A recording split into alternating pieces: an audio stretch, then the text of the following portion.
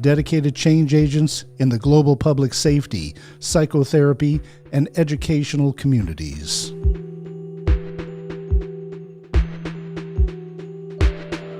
Each episode of En Route seeks to bring together first responder change agents and clinicians dedicated to constructively disrupting the status quo by tackling the tough subjects like first responder suicide, post-traumatic stress, moral injury, sanctuary trauma, leadership development, critical incident response, peer support teams, and what it means to be psychologically safe and healthy while working in an unsafe world.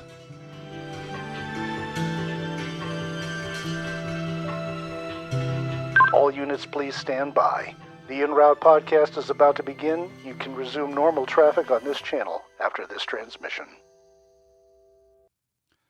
Greetings and welcome to the first premiere episode of En Route, the podcast of the First Responder Behavioral Health Institute. I'm Joseph Burgundy. Today we're celebrating the opening of our website with a live stream to go ahead and tell you a little bit more about what we're about, and then to go ahead and host episode 1, featuring Michael Sugrue, the author of Relentless Courage, Winning the Battle Against Frontline Trauma, also co-authored with Dr. Shauna Springer. The First Responder Behavioral Health Institute. Let me explain a little bit about who we are and how we came to be. The Institute is a group of people who have come together to go ahead and change the face of behavioral health in the first responder community. Let me go ahead and start by showcasing our website and telling you a little bit more about the people who've come to join us on this mission to improve behavioral health. So the First Responder Behavioral Health Institute website just went live today, and our faculty consists of award-winning change makers, social change experts, first responders, and educators from all over the world who are endeavoring to go ahead and educate in this space and this platform and to go ahead and make a difference in the first responder community. The Institute was designed and developed and came out of the Counseling Center of Texas and originally from our crisis response teams. Our crisis response teams have been serving northern Texas and Collin County, Dallas County for over 7 years. It originated within the fire service. Our crisis response teams are staffed with clinical mental health professionals, and we outgrew that assignment as 80% of our calls were outside of that jurisdiction. We started training agencies throughout the state of Texas and then transferred that unit over into the Counseling Center of Texas. That unit's grown again and transferred itself into the First Responder Behavioral Health Institute. Many great minds have come together to help us support this effort, and the Institute offers dozens and dozens of classes from world-renowned experts and change makers trying to go ahead and make a difference in first responder suicide, behavioral education for emergencies, and organizational development and leadership development courses and curriculum. I've been joined by just some amazing folks on this faculty, and I'll just go ahead and name a few of them really quick. Dr. Perlman, our medical director, Christine Johnson, our director of education, who's a paramedic RN and handles education and training for a level 1 trauma center and a half a dozen fire departments within the Dallas-Fort Worth area. Dr. Roger Solomon, a world-renowned expert in trauma. Dr. Solomon is on the board of directors of EMDR International. He is a consultant to the U.S. Senate, the National Aeronautics and Space Administration, has done training for the FBI and the Secret Service, the Italian State Police, and on and on and on. When I reached out to these amazing minds and asked them to help me and support this journey towards improving the behavioral health education and training of our first responders, I would never be so awe-inspired and grateful by the overwhelming amount of support I've had. Dwight Polk ran the paramedic program and was instrumental in the development of the community paramedic program and has written the only book for paramedics on behavioral health response. The University of Baltimore, Maryland. He's a paramedic and a therapist who owns Free State Behavioral Health. Rhonda, our volunteer coordinator. Stephanie White, over 20 years of EMS experience, firefighter, paramedic, and a peer support. advocate in her own jurisdiction, and we're going to have her on the show in a few weeks. The privilege of Mark Hill, a firefighter paramedic with a master's degree in education who teaches our courses, teaches a couple of great courses on our platform, and also is the author of 2 Dark 30, a beautiful manual for education and training of our first responders. And so he's also helping us with our curriculum. Dr. Ian Mosier, who did his master's degree, or actually his PhD thesis on mobile integrated healthcare, and is helping us with data integration and making sure that what we do is evidence-based and based on the latest research. Tammy Kaye, Deputy Chief of Dallas Fire Rescue, who is also an instrumental figure in putting their Right Care program together, a program that provides mental health services, a paramedic and a police officer, and an unmarked vehicle so that we can go ahead and change how we respond to behavioral health responses in the community. Mark Bouchard, Royal Canadian Mounted Police, the author of Setting My Sights on Stigma, Thoughts from an Injured Mind, a tremendous resource, and also the person teaching our police culture and lethal force decision-making program for the Institute. The list of classes and experts that we have at the Institute grows every day. At the release of our website, I have less than half of them listed on the website and less than half of the courses that we're intending to go ahead and offer. Nick Arnett, CAL FIRE, who is currently on location in Louisiana, helping them with their wildfire response, has written 2 books on resilience and stress. Daniel Sundahl, many of you do not know him by name, but you know him by his artwork, which was featured in the opening of En Route. Daniel is a firefighter paramedic in Leduc, Canada, who is also going to counseling school and is teaching a course on mental health resilience for us. Daniel Gerard, a battalion chief for the city of Alameda and the president of the International Association of EMS Chiefs, teaches a leadership course for us. Dr. Kwame Scruggs, on our board of directors, teaches courses in resilience and mythology, and owns Alchemy, an award-winning program that has helped inner-city youth, and wrote a special course for first responders with us.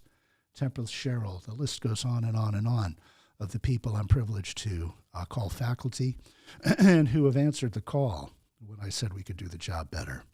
We're also always looking for great people who want to join our ranks. So if you have something to say in the area of first responder behavioral health, how we respond to behavioral health emergencies in the community, or about organizational development and leadership, please reach out to us for consideration so that we can go ahead and consider helping you with your courses and curriculum and getting you on the First Responder Behavioral Health Institute platform.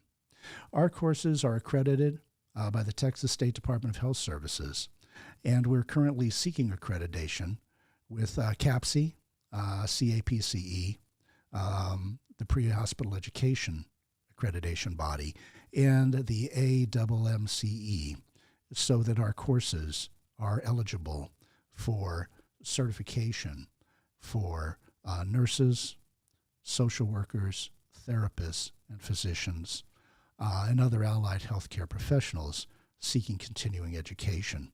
So we're in the middle of that accreditation process as well. And let me go ahead and tell you a little bit about our courses, but also let me tell you a little bit about the curriculum design. What we have come together to put together for you is a new certification in behavioral health first response. It takes a couple of years to complete it. You can take any course on our curriculum and test it, drive it, and test it out, get to meet our faculty. But if you take a couple of years and spend approximately 400 to 500 hours in courses, you can take our final examinations and achieve certification as a behavioral health first responder or a behavioral health clinical responder if you're clinically trained and licensed. We have 2 clinical pathways, as we call it. One of the problems that I realized early on as a career paramedic firefighter, and I'm a board-certified psychotherapist, is this. We simply don't have the education and training we need to handle the public and to handle behavioral health emergencies at the level we need to handle them. As a former teacher of the paramedic program, I'm here to tell you less than 15 to 20 pages exist in most paramedic manuals on behavioral-based emergencies. And that information is largely about chemical and physical restraint. Nothing about taking care of yourself and self-care. Nothing about de-escalation, understanding the signs and symptoms of behavioral-based emergencies, and absolutely nothing about organizational development and how to improve your own workforce when they're having issues there. So just I'm going to highlight a few of our courses, and then I'm going to get on to episode 1, our podcast.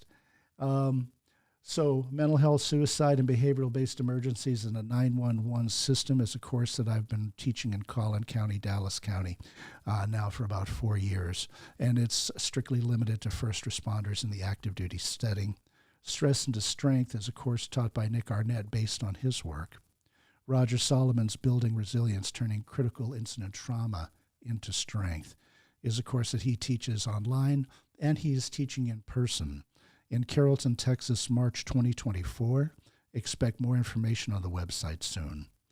Our mobile integration of healthcare courses are the courses that we're putting together as a faculty to go ahead and help emerging teams that are taking over many of the responsibilities, as you know, as police departments are being supplemented with behavioral health professionals or, in some instances, pulled back, and other strategies are being tried. How do we get that training when it doesn't exist? We've reached out to the world's best. Tammy Kaye's programs at Dallas Fire Rescue have been a great start. Courtney Tassin in the city of Aurora does great work for them, and we brought her in as well to help us with that curriculum. And we've just reached out to April Sloan, the community paramedic chief for the San Francisco Fire Department. So the courses that we offer are not academic in nature. They're tactical and they're practical, and they're driven by learned experience and seasoned first responder veterans and clinicians who've come together to design a very unique program. Our courses are not certification courses. If you're looking for checkbox education, you've come to the wrong place. And just on and on and on, shaping the future, first responders becoming an effective field training officer. How we educate our own is an ongoing challenge, and we often promote from within, and you don't come with the skills on how to be a good teacher. Mark Hill's a firefighter, paramedic, former chief, and has a master's degree in education, and wrote the book Too Dark 30 to address that, and we're privileged to have him as a member of our faculty. We also respond into the community for school-based violence prevention programs. I also have a license in Texas as a K-12 school counselor and have run crisis response teams in our public school systems. Our behavioral health clinical responder program, as I attempted to answer the call from my medical director almost 8 years ago when he asked me to go ahead and respond to the first mass casualty incident in my region, I reached out to dozens of counselors, licensed board certified therapists, and all of them said no. We lack the training. 4 of them said, we'll go with you anyway and we'll figure it out. And they're still on our crisis response team today. So the Behavioral Health Clinical Responder Program was born.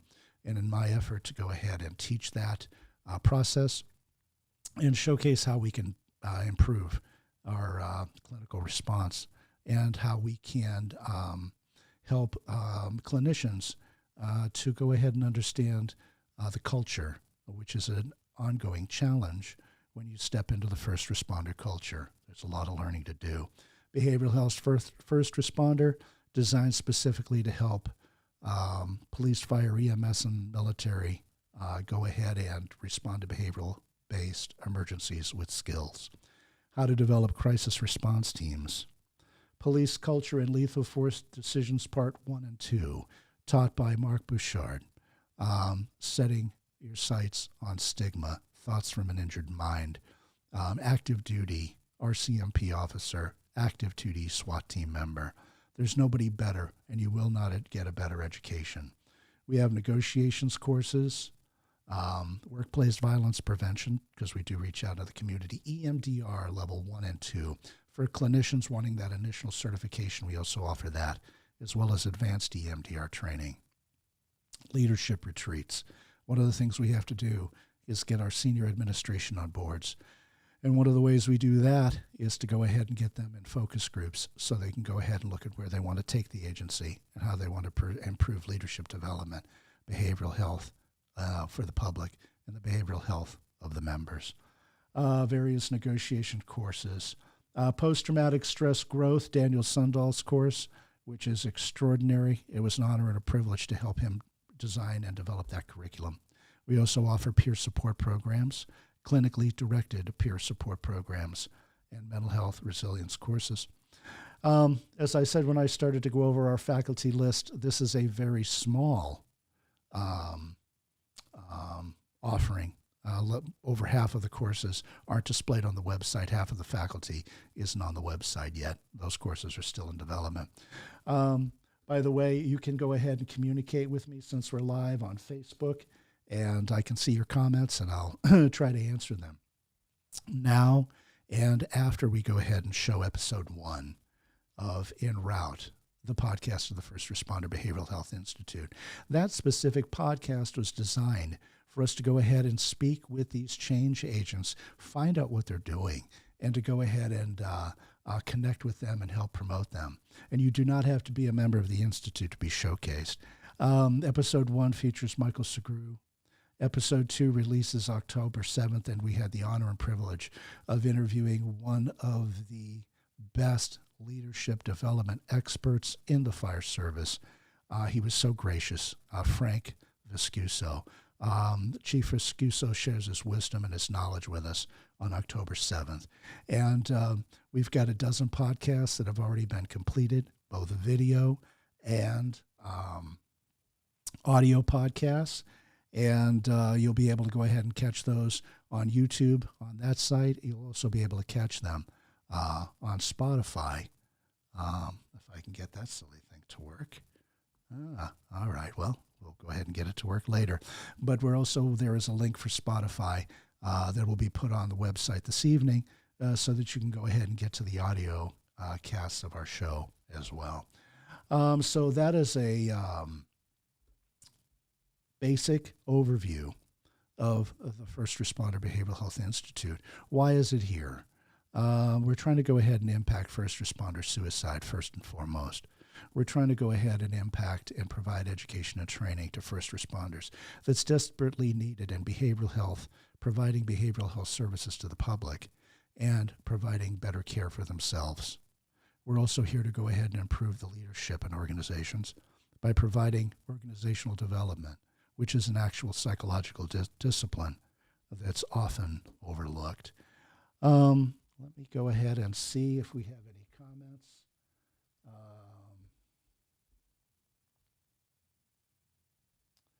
Oh my goodness, somebody on Facebook is going to go ahead and provide me with a list of people that need to be interviewed, and I can't thank you enough. Very much appreciate it. Let me go ahead and make sure that I've covered everything I want to cover before we launch the first episode.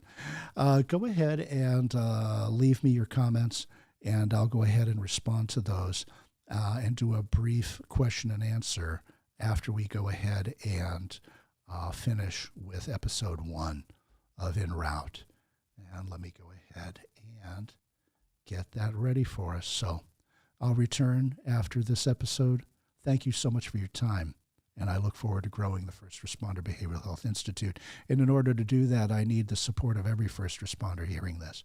So sign up, subscribe, join, help us to go ahead and promote this message. And thank you so much. And episode 1, Michael Segru.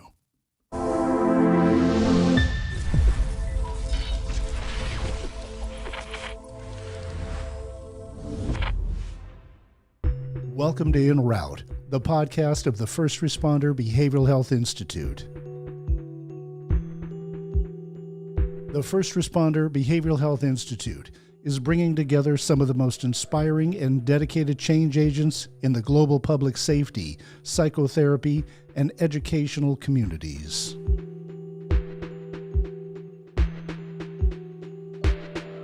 Each episode of En Route seeks to bring together first responder change agents and clinicians dedicated to constructively disrupting the status quo by tackling the tough subjects like first responder suicide, post-traumatic stress, moral injury, sanctuary trauma, leadership development, critical incident response, peer support teams, and what it means to be psychologically safe and healthy while working in an unsafe world.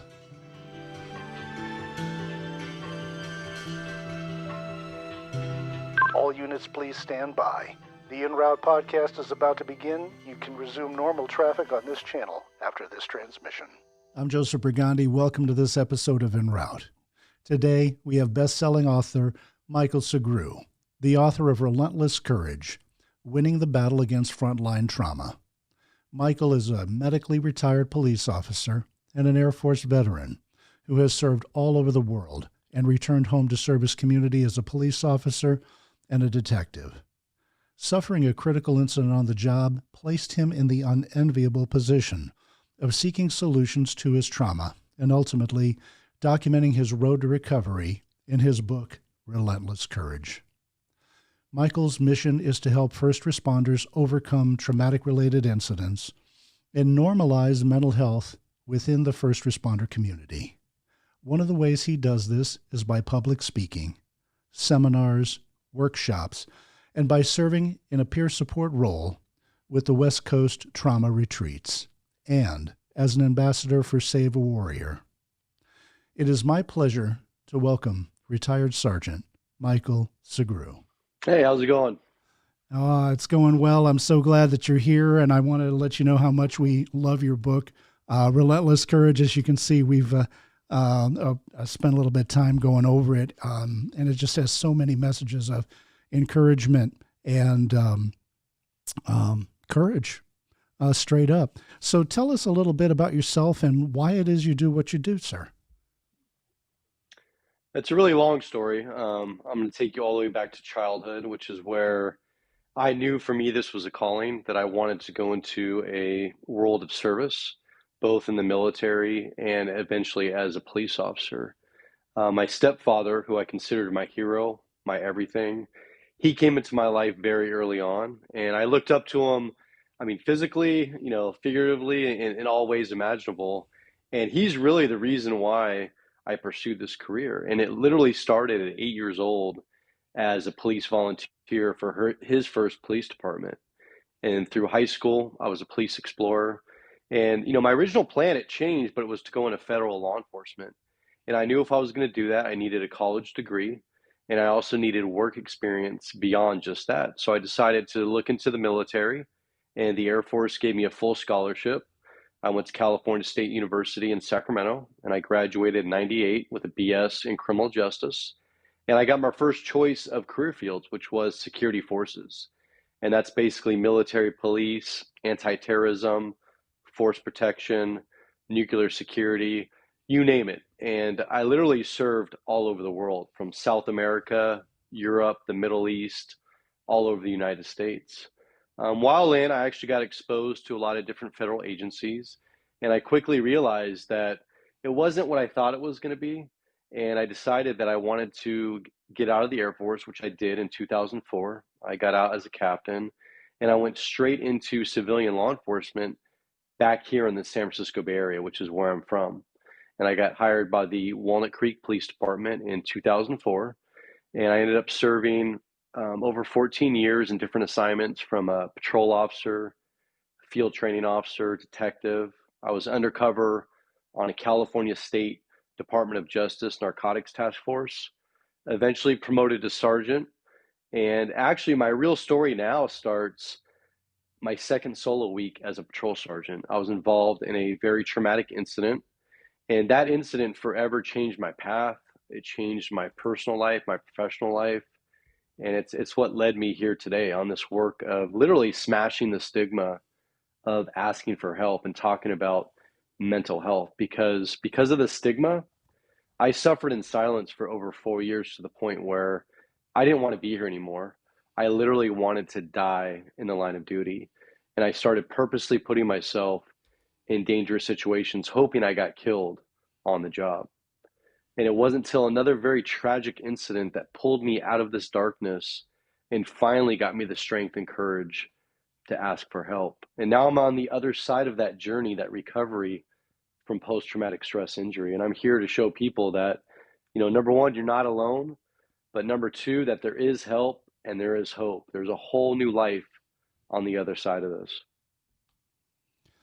Well, I want to thank you for sharing that, and also speaking so kindly of your stepdad. They get such bad raps in our society, but the truth of it is, it's an 80-20 thing. 80% of the people who step up to help with someone else's child have just got a great heart and a giving soul, or they wouldn't have done that in the first place. So to hear you honor him in that fashion is exceptional and special.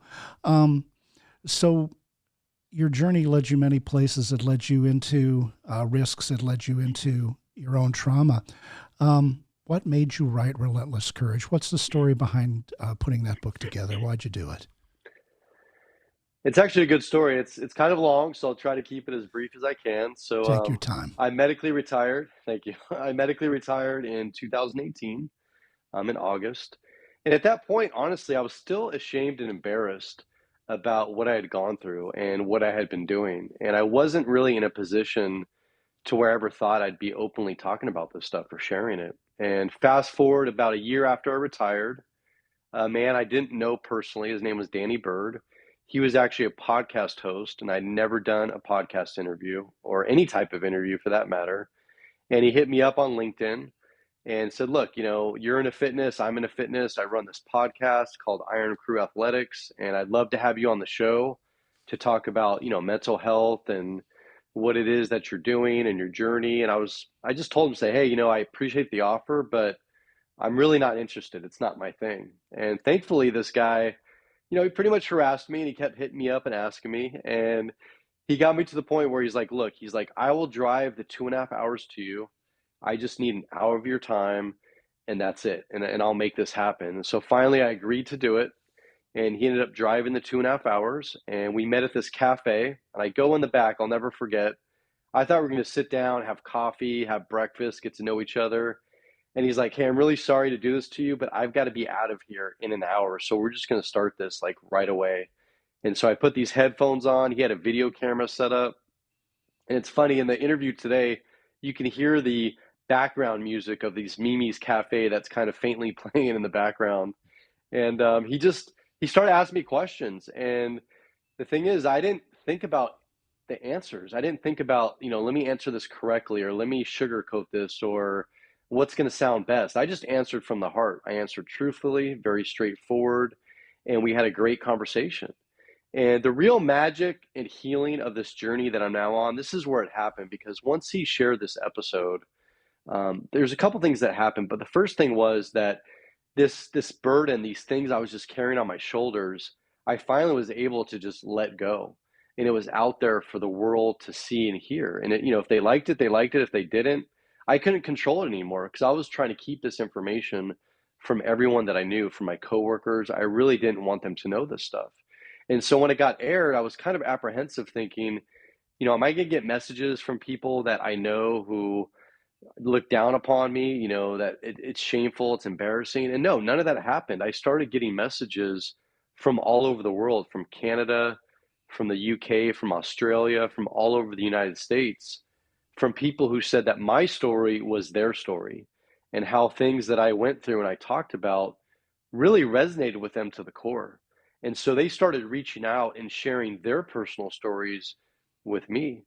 And that's where I realized that, there is so much healing and sharing, not just for myself, but for others. And it's really mutual, beneficial for both of us. And so that led to just podcast after podcast after podcast all over the world. And eventually that led to public speaking. And I started out small. I just did a couple local agencies here in Northern California. And eventually I did some statewide conferences. And the next thing you know, I'm speaking all over the United States. Now, to get to the story about the book, right before COVID happened, my co-author, Dr. Shauna Springer, amazing, amazing woman. She's a clinical psychologist who has worked with combat veterans, first responders. She worked with the Veterans Affairs, with Tragedy Assistance Program for survivors.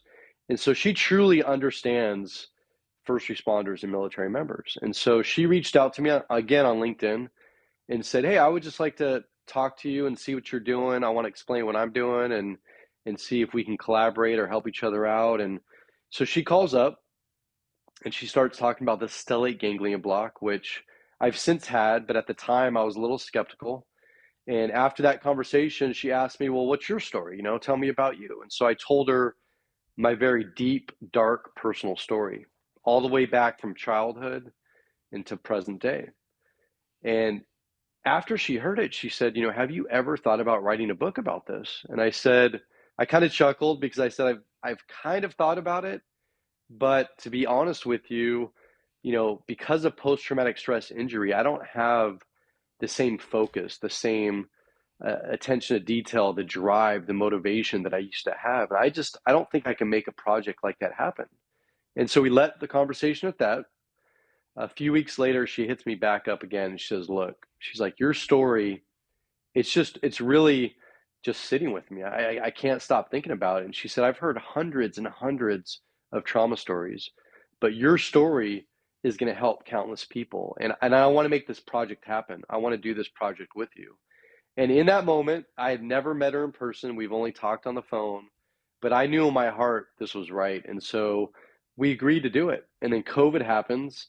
We literally didn't meet like in person until over a year into this project. We were doing weekly Zoom meetings, 2 hours at a time.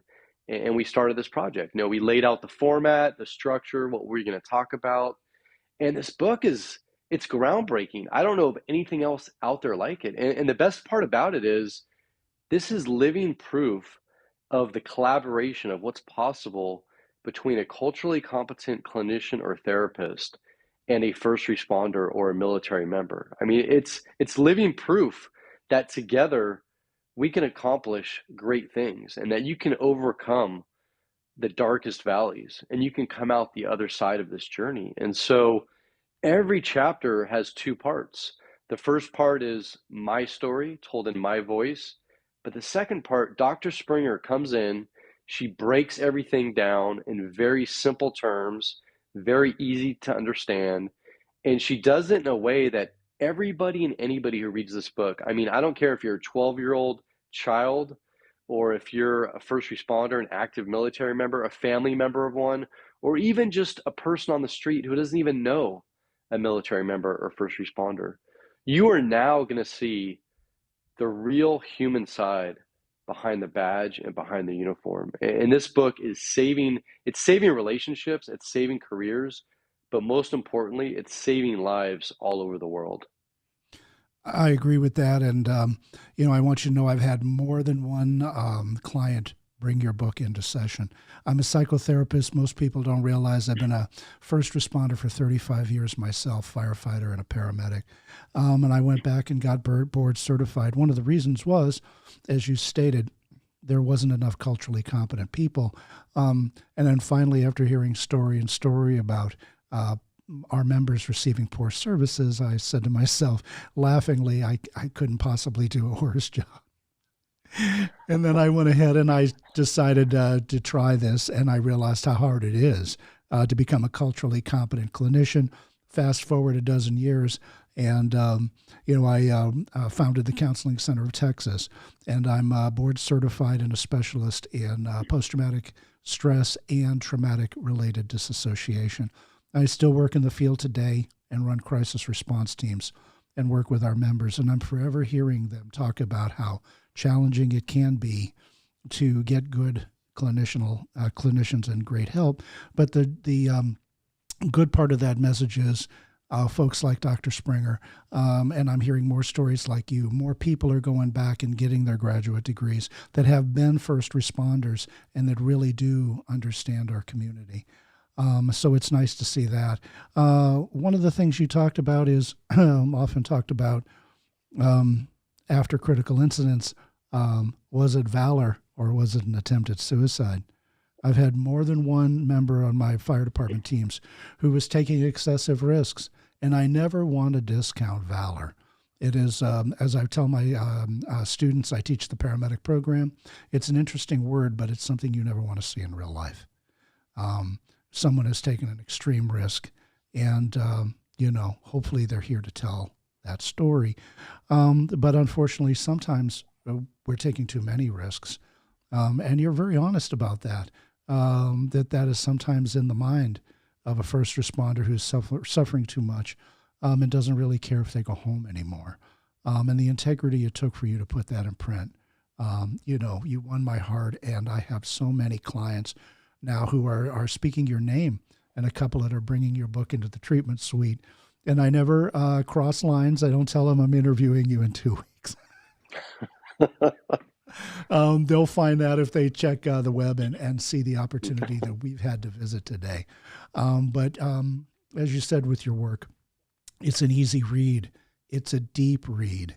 And in some instances, it's a hard read because you go ahead and it'll hijack your immune system and take you right on that journey, which is brilliant writing. And I want to go ahead and compliment you and commend you for that. You brought up something else that scares people. You went ahead and tried the stellar ganglion block. Tell us a little bit more about that. I mean, I even know clinicians that are afraid of that or intimidated. What was your experience undergoing that procedure? The procedure itself was painless. It was quick. I mean, it was like nothing, honestly. So, to go back though, when she first told me about this, I had never heard of stellate ganglion block, and I really kind of just discounted it right away on the surface because I thought this is just too good to be true, and I kind of just put it on the back burner. But when we decided to do this project, I started reaching out to people who I knew had had the procedure done, and I had some real in-depth personal conversations with them, and I wanted to find out, what was their personal experience. And so once I did that, and I started doing other research online, I mean, there was literally even a 60 Minutes episode that came out several years ago that talked about this, and so there is a lot of information out there, even though most people haven't heard of it. And so I finally committed to it. I decided to do it. And a phenomenal organization called Mission 22, which is actually dedicated to combat veterans and first responders and helping them heal through post-traumatic stress, actually funded my procedure. And Doc Springer actually went down with me personally to get this procedure done to kind of put me at ease. And so I went down to San Jose, which is about an hour and a half, 2 hours south of me, and very professional office, met with the anesthesiologist because this procedure, it's only done by a medical doctor. And in this case, it was done by an anesthesiologist, a phenomenal doctor who's been practicing for many years, who is specially trained in this procedure. And what I didn't know, I know now today, is that SGB has been around for over 100 years. It was actually used to treat for pain. And so, the procedure isn't new, but as far as being used for post-traumatic stress, I think that's been done now for about probably like 20 years or so. I don't know the exact length, but at least 20 years that special operators in the military community and other areas have been getting this procedure done. And so we went down to San Jose. I remember meeting with the doctor, and the prep took longer than the actual procedure itself. And they gave me a choice. They said, you can do twilight sedation or no sedation at all. And I ended up doing the procedure twice, once on the right side and once on the left side. And I did it both ways. I did it with the sedation and without the sedation. And I was awake for the entire procedure. I remember it. The doctor explained everything. It's done under imaging, so a sonogram or some kind of imaging device. And the doctor puts a common anesthetic, which is commonly used in childbirth and delivery, and they shoot it in a bundle of nerves, usually on the right side first. And the whole concept or idea of this procedure is that anesthetic goes into that bundle of nerves, which controls the amygdala. And that's the primitive side of the human brain. We all have it. And that's what controls the physical, like fight or flight symptoms that we get. Again, it's not controlling the psychological symptoms, but it's controlling the physical symptoms. And that's what this procedure is designed to do, is to help deal with or manage those physical symptoms. So then you can, after that, use conventional forms of treatment like therapy or go to retreats, um, other things like that. So in this case, I had the procedure done. I followed up with group meetings and other things, and it was phenomenal. I remember the first day we got it done, right after the procedure, we actually went out to lunch. And I remember halfway through lunch, Doc Springer says, "Hey, do you even realize that your back is turned to the entire restaurant and to the front door, and you have all these people directly behind you?" And I stopped for a second and I looked, and I couldn't believe it because I always sit where I can see the front door. I always sit with my back to the wall, and it just didn't occur to me. I mean, it literally put me at ease. And, fast forward a week or two after that, I kind of hit up a couple of my friends that I work out with at the gym, and I said, "Look, I just want you to keep an eye on me. Let me know if you notice anything, anything different or unusual." And they said, "Okay." And what they noticed was that my focus and concentration at the gym was a lot better. I noticed that I wasn't getting road rage like I used to when I was driving, because I used to get really bad road rage, and I would just go from 0 to 60. I mean, literally, it was not good. And with this procedure, I was driving slower. I wasn't worried about people passing me up or driving next to me, and it was nice. I mean, I slept better, and so for me, it was effective. And I strongly recommend people looking into the procedure and doing the research. Make sure you have a trained doctor, only a doctor who is trained in this specific procedure. But I had zero side effects other than I had a droopy eye for a few hours, which is normal, and that was it. No other side effects, no pain, no nothing, no follow up. And again, this is a medical procedure. So when you go in for this procedure, they're not talking to you about your trauma. They're not there to do therapy with you. You don't have to relive all your horrible experiences. You're in there for like 15 minutes to get this medical procedure done to treat the physical symptoms. Nice. You reminded me a little bit of my own journey. Um, One of the treatments that I used for my own post-traumatic stress was EMDR. I'm now trained in it at high levels, and it is as well highly effective, but sometimes it's not going to go ahead and alleviate these symptoms. And this is where the block can go ahead and come in. My wife was at one point, and I was at a restaurant, and she said to me, "I am so proud of you." And I said, "Why?" And she said, "Because you're sitting with your back to everybody." And then I had to put my head down for a moment. I said, "Honey, there's a full-length mirror behind you. I can see everything." That's awesome. You But know, these, yeah. I do have to tell you on your point on EMDR. So I have a quick story about that because Please. the program I now volunteer for, the West Coast Post Trauma Retreat, I went through as a client back in 2017. I'd never heard of EMDR, and that's one of the things that they do is they actually have clinicians who come in and they do EMDR on everybody. And for me personally, EMDR did not work, but I saw it personally work on many people, and every time that I go back, I see it work time and time again. But I think what's important for people to understand that there's not any procedure or technique out there that's 100% effective for everybody. And in most cases, you have to try a combination of different things to get the results that you want. And so I know you get it, but I want the listeners to understand that you have to be patient, and you have to realize that, something that works for you may not work for somebody else or vice versa. And you really have to be patient with this journey and be willing to try new things and step out of your comfort zone. I'm really glad you said that. And thank you so much for articulating that point. When people come to see me, I promise to stay with them through the entire process, not to go ahead and there's no one size fits all solution. We're going to start with talk therapy, go into cognitive behavioral. We're going to try EMDR on target zones. Then we're going to refer out for things like the block, and we'll go ahead and look at medication. The best part of this, though, is most people don't need medication after EMDR, after things like the stellate ganglion block. And they're able to go ahead and handle life and return to service in some instances if they want to. But that is its own question as to, what does the next aspect of this journey take? One of the things that you covered in your book, and I'd like you to give some words to that, is the alarming rate of suicide within the first responder community. Tell us a little bit more about that. It's a sad reality. The fact is, and not just for law enforcement, but all first responders, so firefighters, paramedics, dispatchers, and even our military members, the number one threat is ourselves. We are more likely to die by our own hands than the hands of another. That is an absolute fact.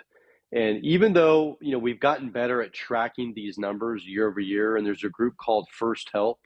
It used to be called Blue Help. They started tracking just the law enforcement numbers, and now they also track firefighters, paramedics, dispatchers. But they started tracking these numbers back in 2016. And just for law enforcement, I know today that we are well over 1,200 reported suicides since then. And I would estimate that those numbers are probably at least 3 to 4 times underestimated. And year over year, the suicides far outnumber the line of duty deaths. And the only exception was during COVID, those numbers were higher in some cases. But if you take away COVID as causes of death, then suicide remains the number one killer for all first responders. And it's that ugly elephant in the room that nobody wants to talk about, nobody wants to acknowledge. And you kind of alluded to this earlier about, the valor thing, but I also point something else out to you is that how many times have we heard of a tragic vehicle collision where an officer, not wearing their seatbelt crashes into a sound wall or crashes into a tree? Now, I'm not saying it is or isn't, but in some cases, those are suicides. And in some cases, they're just horrible accidents that happened on duty. And the facts are that even as much as we do know, I will tell you there is much more that we don't know. And the threat doesn't stop when we retire. It actually goes up. I know that a lot of suicides happen within 5 years after retiring from being a first responder. Because when we're working and we're operational, we do well. We don't stop and think about all these horrific things that we've had to see and deal with over our 20, 30-year career. But once we're not on the job, once we're not operational, or even if we're out on a physical injury, that's when these things start come flooding back. These things that we never talked about, we never dealt with. And the interesting thing that I've learned through this process too, and I experienced this personally, is that a lot of the suicide, in my opinion, is not a result of the horrific scenes that we go to and tragic incidents. It actually deals with administrative betrayal or institutional betrayal, when our quote unquote families, our blue family or our red family, when they abandon us when we need them most, or when they turn their back on us. That's usually what pushes us over the edge. And in my case, that was very true. And that's, ironically enough, is what that part of it has been resonating with most people with this new book, is the admin institutional betrayal part. And that's really what we need to address. Oh, I'm so glad you mentioned that. And you're right, it's a very poorly understood thing, and it's one of the things that went into the founding of the Institute. I brought the Institute together so that I could bring some of the world's best educators on first responder topics together to truly handle 3 things. The psychology of the self. We don't teach police officers in the academy how to be psychologically healthy. And we don't teach firefighters and paramedics this either. Nowhere in the paramedic manual, and I've taught that program many a time, is there anything on how to be a healthy paramedic. Psychology of how we deal with the public. Well, the paramedic manual has about 15 pages in it that deal with psychology. Most of the information contained in those pages has something to do with physical or chemical restraint of the patient. Nothing about de-escalation, nothing about understanding signs and symptoms of psychosis or depression or a bipolar disorder. No education at all. And then the third one, and the one that really gets them in my office, is also another psychological fact and truism. It is covered under the psychological discipline of organizational development, or industrial psychology as it used to be labeled when we were back in college. But truly, this has to do with toxic leadership, and the entire term sanctuary trauma was developed by the Canadians, and it's come out in a couple of manuals there. And as you already know and can explain very well, sanctuary trauma is what happens when you go to your own people. You ask for help, and they go ahead and target you for removal, start taking your gun away, put you on a desk, move you to an undesirable shift. In the fire service, they won't let you return back after you've completed a course of therapy or treatment. I've had many of firefighter who's gone to the IAFF Center for Excellence. It's a wonderful recovery program, and it's intensive, and also been with me 2 days a week in treatment. And I'm writing glowing letters that this firefighter paramedic is ready to return to service. The Center for Excellence does the same thing, and the major metropolitan city terminates their employment anyway. They simply don't understand that, many post-traumatic injuries are just that. It's not a full-on disorder most of the time. Most of the time we can get to it, we can treat it. And there is a road to recovery ahead and a return to service. And that is not understood. That's a big issue. And one of the other things is you fall off a ladder, you break your leg. We have physical therapy, occupational therapy. The individual has a mental health injury, and we are scared to death. And most often that's when the abandonment happens. That's the sanctuary trauma. That's the moral injury. And our people suffer from that the most. When I'm worried about a first responder becoming suicidal on me, in the treatment suite as a clinician, it's not the call. That call brought them to me. This is true. But it's how is their home life? How are things suffering or not suffering there? Then there's that critical incident of that call. And then it's how is the administration handling it? That is one of the most important parts. Toxic leadership, poor decision-making from an administrative perspective actually does cost police and firefighters and members of our military their lives. And it's not a truth that's spoken, and it's time that we get out there and articulate it delicately. I'm not here to start a revolution. I'm here to cause evolution. And one of the things that made me really enjoy you every time I see you on the internet is it smashed the stigma, and you're out there trying to go ahead and give voice to this so that our members can be better represented. To a first responder who's suffering under the weight of a poor administration, or having troubles, what message do you have for them? First off, you're not alone. For so long, I thought I was alone. I thought there was something wrong with me. I thought that there was no one who would understand how I'm feeling, understand the things that I'm going through. And through my recovery process, especially going to first responder meetings where I met my fellow brothers and sisters who were openly sharing their stories and their deep, dark personal experiences with me, I quickly realized that I'm not alone. And I also realized that everything I was feeling, that everything I was going through was actually normal.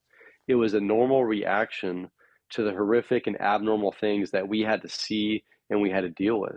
And I never addressed those. I never talked about those things. But I want you to know that there is hope and there is help. And it's not going to be easy. It's going to be a journey. And what I learned is that I waited 4 years to get help. And that was far too long. And if you get help sooner than later, then you're much more likely to be able to return to your work, to your life of service that you so want to do. But if you wait too long, like I did, then it might be too late to keep doing that job. I had to medically retire. I could no longer do this job, but I firmly believe that if we smash this stigma and we normalize these discussions, because this is normal, if we can do that, then you can get through a full career healthy and come out healthy the other side and enjoy your retirement. And that's what this is all about, is remember, it's a job. Don't forget about your family. Don't forget about your health. And know that you are not alone. I assure you, there's endless resources out there and endless people who truly understand it and truly get it. Absolutely. You touched on the fact that our recent retirees are at risk. This is a statistic that is known, and we're just starting to have it addressed. In many instances, the Australians are light years ahead of us when it comes to this. For their police and fire services, they have a program called 5 to 0. So in the last 5 years of your service, year 5, what are you planning to do in retirement? Year 4, what do your finances look like? Year 3, what other kinds of things are you engaging for the future? Year 2, what does that future look like? Year 1, how can we help you towards that separation so that you don't walk into the station one day, sign off on the radio, everybody pats you on the back, and then you're a civilian. And then you're staring at the walls at home wondering, what do I do now? So 5 to 0 is a brilliant program. We're trying to get an instructor that does that program to come into the First Responder Behavioral Health Institute to try to broaden it for the American audience and the North American audience so that we can go ahead and address that as well. But it is not addressed. It is not understood. And another thing you talk about in your book, and we want to talk a little bit about recognizing that things are starting to go awry. You talk about the gallows humor, and I certainly have a dark humor cell somewhere in the back of my body. But it's seen as a coping mechanism. Sometimes it can be a little bit more. Tell us about the gallows humor. I learned this first off. I mean, my very first week or two of FTO, where I'd graduated the academy, I was a police trainee. And while you're in the FTO process, you usually go to the worst calls because you've got to get experience and they send you to just everything they can. So when you're finally cut loose on your own, you know how to handle these types of calls for service. And so a couple of these incidents, which I talk about in detail in my book, were just horrific. And one of them, I literally felt sick to my stomach and literally almost vomited. And to this day, involved the body being burned. It was a homicide. And to this day, if I'm cooking or I'm near a stove and I smell burnt hair smell, it brings me right back to that moment back in 2004, into that autopsy room where I was seeing a body being cut open and charred chunks of flesh falling off. And I remember after we left that coroner's office and I was in the patrol car with my FTO, we started debriefing the incident, talking about the logistics of it, the facts, the laws, how we're going to document this evidence. And we joked about it. And that's where I learned it. That's where I learned that, we don't acknowledge the real humanity, the just horrible things that we see. We use it as a defense mechanism and we make fun of it and we laugh. And that's how we tell other people that this doesn't bother us. And so we do that call after call after call, year after year after year. And at first that may work. I mean, it may work to be detached and to tell yourself that I'm not going to take this stuff internally. I'm not going to take it personally. This is a job. I don't know these people. These are strangers. But the fact is we're human and eventually it's going to catch up to you. And eventually it is going to hit you to the core. And so that's where we need changes, is that if we start that FTO process and when we're debriefing the call, if I was the FTO like I once was, if I use that time to say, look, you know what, I want to talk about how horrible this was, just being in that room and seeing that poor lady and then finding out what happened to her. I mean, that this really jacked up my sleep last night. And I just can't get that image out of my head right now. I'm just talking about it. I'm just getting off my chest. I'm having a conversation. But as the senior officer, as the trainer, as the leader, if I lead by that example, by being vulnerable, by being real and just acknowledging this, oh my God. I mean, that's the solution to this. We wouldn't have to have all this, treatment programs and therapy because we'd be doing our own therapy every single day with each other, just talking about it. But because of this machismo, this culture that we have, that we're badasses, that we're invincible, almost superheroes, nothing bothers us, nothing affects us, and that any kind of emotion or feelings is weakness. And we're not going to ever show that.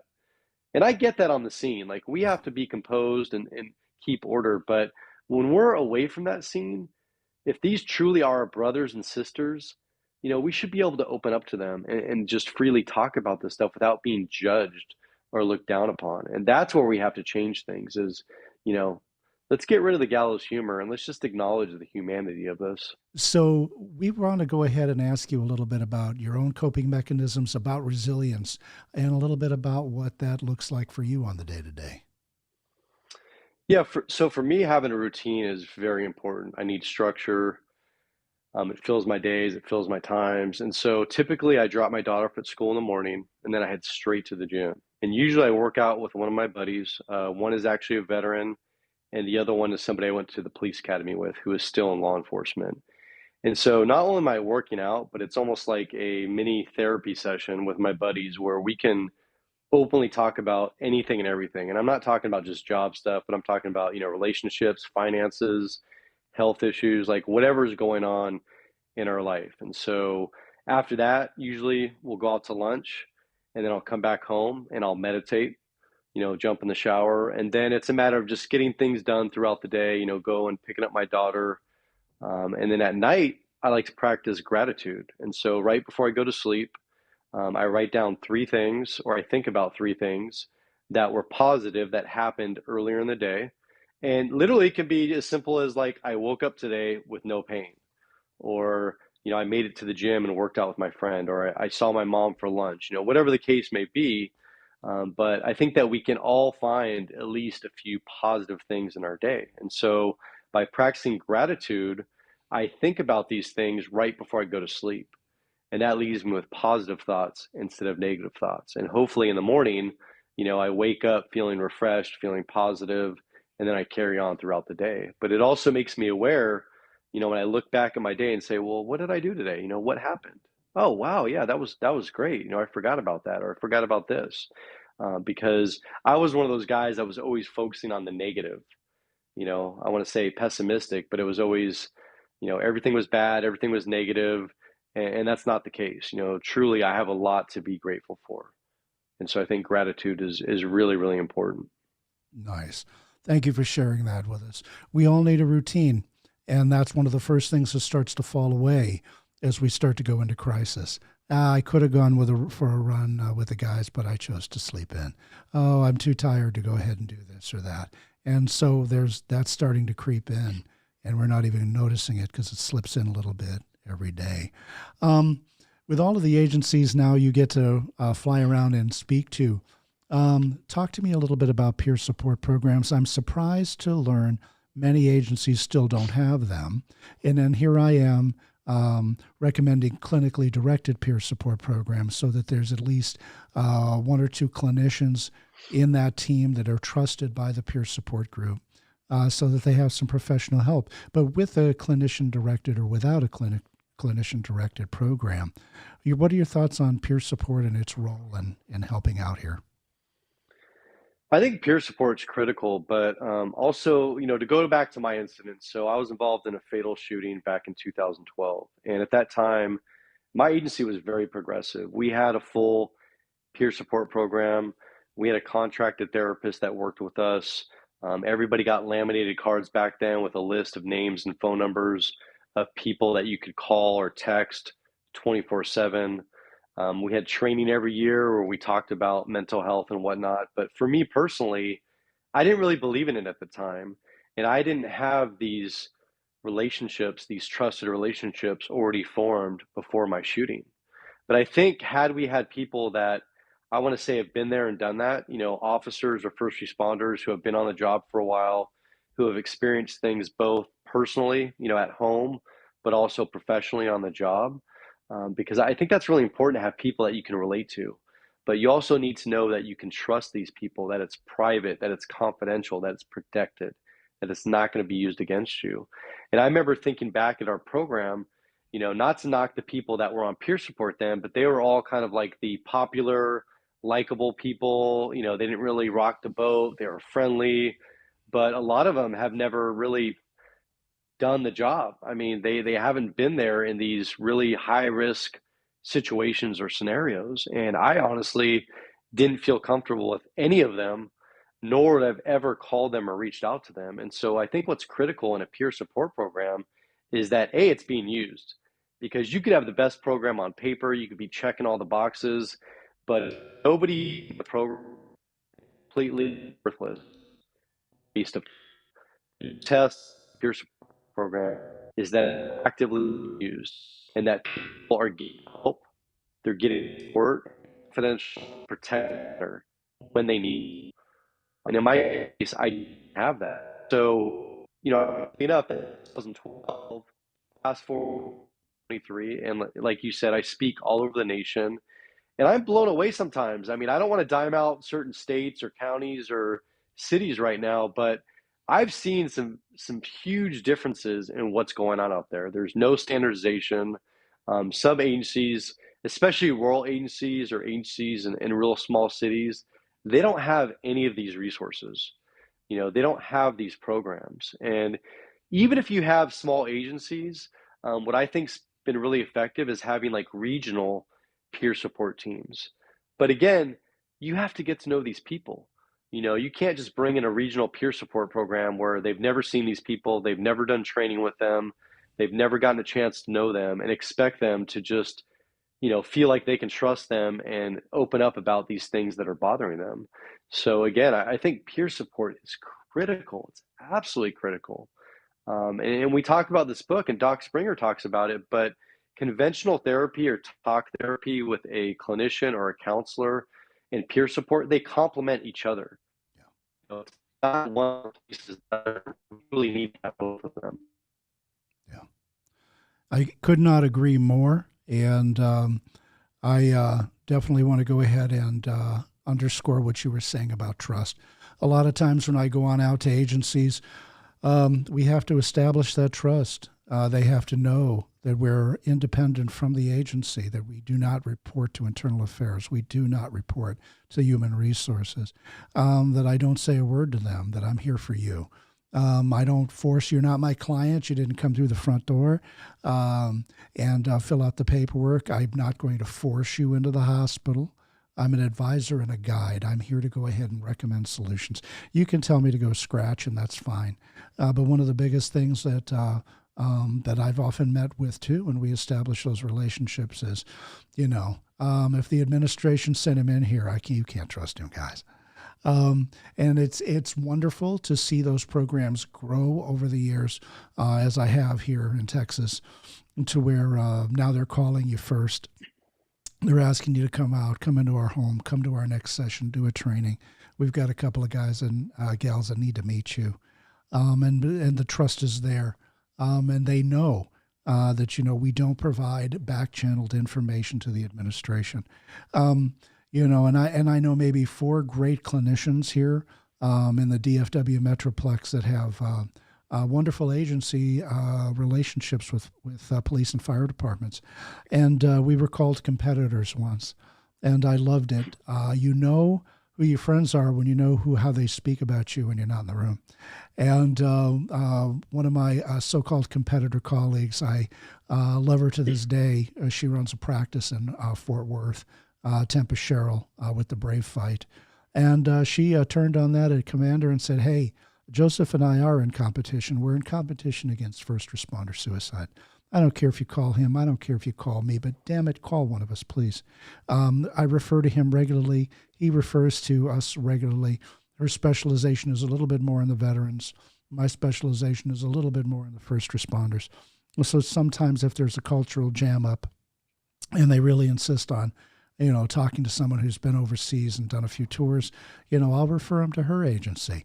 And if she's wanting somebody that's, struggling within her agency that has expressed a desire to have someone who's got more of a civilian first responder background, she'll send them over to the Counseling Center of Texas. And as a matter of fact, she teaches and she's a member of the advisory board for the First Responder Behavioral Health Institute. There's no competition here. The competition is against suicidality and competing against each other to see who can keep our first responders safer. And we support each other wholeheartedly. So, those concepts have to go by the wayside. Trust has to be built. It is built over time. And it is built by being willing to get out there at 3 o'clock in the morning, as our crisis response teams do, and then showing up on those calls and doing diffusing and debriefing style work afterwards. But you talked about trust. It is so important. Peer support programs are an essential part of this. Clinically directed, well, we've got to get more clinicians that are trained in how to deal with this culture. And that's something the Institute also stands for in some of the courses that we're trying to offer are 2 tracks. Behavioral health first responder, if you take a dozen classes with us, and then behavioral health clinical responder, if you're a clinician and you're wanting to learn how to add value-added services to police, fire, EMS, and military agencies. You've got to get boots. You've got to go into the field and you've got to work with these cultures. It's the only way you're going to get their respect, and it's the only way you're going to make a change and make a difference. So I want to know, what is next for Michael? Is there going to be another book? At this time, no, there's no plans for that. But again, this book wasn't planned. I never thought it would happen. So who knows, I guess, is the answer to that particular question. But to be honest with you, I am fully retired and my daughter turns 13 next week. And my focus is her. My focus is enjoying life, living life to the fullest. So even though I do speak across the nation, I limit to only 4 to 5 times a year max. That is it. And so, I do want to help as many people as I can. I enjoy speaking. I enjoy getting out there and meeting people, but it's also a balance. And what I've learned is that I don't manage stress like I used to. I can't multitask to the point where I was doing, 15 different things at once or working, 4 15-hour shifts in a row with no sleep. Like those days are long gone. And I'm of the mindset now that I'm going to take a pause. I'm going to enjoy life, live it to the fullest. I go to concerts, I go to sports games, I go hiking, go on vacation. That is my priority. And so, but there is one thing that I hope happens, a couple things. I would like to speak internationally at some point. So I have spoken all across the United States, but my goal would be to get out to Australia, to the UK, to go to Canada. And the ultimate goal, if they're listening or watching this, two of my favorite movies are Training Day and End of Watch. And if one of those directors or producers decides to turn this book into a movie, well, that would be phenomenal, because then how many more people would be hearing this message? How many more lives would be saved? And really, that is my focus, to save as many lives as I can. Absolutely. So if somebody hasn't accessed your book, how do we go ahead and get a copy of that book? So the book is only, well, actually, no, I guess it's available on Amazon, but it's also on Barnes and Noble. It's available at Walmart.com. But the primary source is Amazon, and there's hardcover, paperback, Kindle, and we just released the Audible version actually 6 weeks ago today, and we recorded it in our own voices. So you actually hear our stories firsthand from both myself and Dr. Springer. And I can't tell you how powerful it is. I mean, it is so much more intimate and powerful than reading the actual book. And so I would highly recommend just going directly to Amazon. All the different formats are there. It's very easy, and you can get it either instantly or in a day or two max. So Nice. As we start to wrap up today, and I can't thank you enough for being so gracious to give us your time to share your journey with our subscribers, with our audience of growing first responders and agencies. What last words would you have for us as we start to wrap up? we all have a story. I'm not special and I'm not unique. And the experiences that I've had, so many other people have had them as well. And so if you're out there struggling in silence, thinking you're the only one, again, you're not. I assure you, you're not. I promise you are not the only one who is going through what you're going through or feeling what you're feeling. But know that when the time is right for you to share your story, it's going to help you. It's going to heal you, but it's also going to help others. And I just encourage everyone out there to just share your story. Michael, thank you so much for sharing your story today on En Route. It was an honor, privilege, and a pleasure to have you on the show. So thank you. And for this episode, I'm Joseph Burgandy. Thank you for joining us for this episode of En Route. En Route is a production of the First Responder Behavioral Health Institute. To learn more about us, head on over to FRBHI.com. Welcome back to the live stream of the First Responder Behavioral Health Institute. I hope you enjoyed episode 1 with Michael Sugrue. If you haven't had the opportunity to go check out his book, Relentless Courage, Winning the Battle on Frontline Trauma, please do so. It's an excellent read. You're going to benefit from it, and you're going to learn a lot. We're very proud and happy to have released the website for the Institute today. Please share it with as many people as you possibly can. If you want to help us out, subscribe, share these episodes with everyone. We're going to go ahead and also release this evening the audio version on Spotify of this episode, as well as an independent video standalone of just that episode for Michael. Get his message out there, share it in as many spaces as you can, as well as the recording of this live stream introduction of the Institute and us opening that up. We hope to do many more live streams and to have many more guests on the show. So let contributors in this space know we're here and tell them to reach out to us or get on our website and you can recommend somebody that we should go ahead and host and have on the show. We're also trying to grow the agency.